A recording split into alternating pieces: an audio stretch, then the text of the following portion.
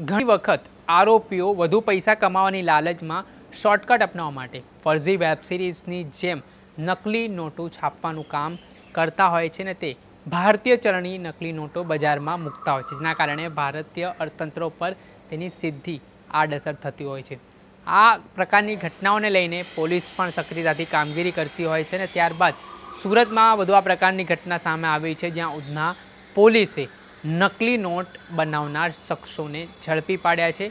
કેટલી તેમની પાસેથી નકલી નોટો મળી છે ને ક્યારથી તેઓ બનાવતા હતા તે વિશે વાત કરીશું આ વિડીયોમાં। વૈષ્ણવજન તો તેને કહીએ જે પીડ પરાઈ જાનાને રે।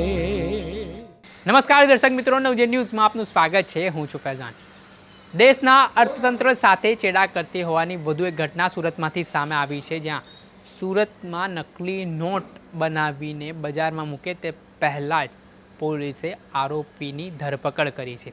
અગાઉ પણ સુરતમાં નકલી નોટો બનાવીને બજારમાં ચલણ માટે મૂકી હોવાની ઘટના બની ચૂકી છે અને આરોપીઓને પોલીસે ત્યારે પણ ઝડપ્યા હતા અને ત્યારબાદ આ ઘટનાની જે વાત કરીએ તો ઉધના પોલીસ સ્ટેશનના પોલીસ ઇન્સ્પેક્ટર SN દેસાઈના માર્ગદર્શન મુજબ પોલીસ સબ ઇન્સ્પેક્ટર HJ મચ્છર તથા સર્વેલન્સ પોલીસ કર્મચારીઓ પેટ્રોલિંગમાં હતા।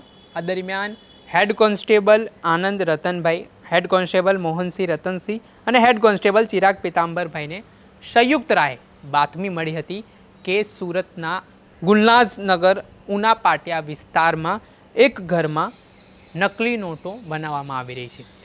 આ પ્રકારની બાતમી મળતાની સાથે જ ઉના પોલીસ સ્ટેશનના કર્મચારીઓ છે તે બાતમીવાળી જગ્યા ઉપર ત્રાટક્યા હતા અને ત્યાં તેમણે તપાસ કરતા 100ના દરની 259 જેટલી ચલણી નોટો નકલી છે તે મળી આવી હતી, જેમાં સુરત પોલીસે શિવાનંદ પાલ નામના આરોપીની ધરપકડ કરી છે, જે મૂળ ઉત્તર પ્રદેશનો રહેવાસી છે।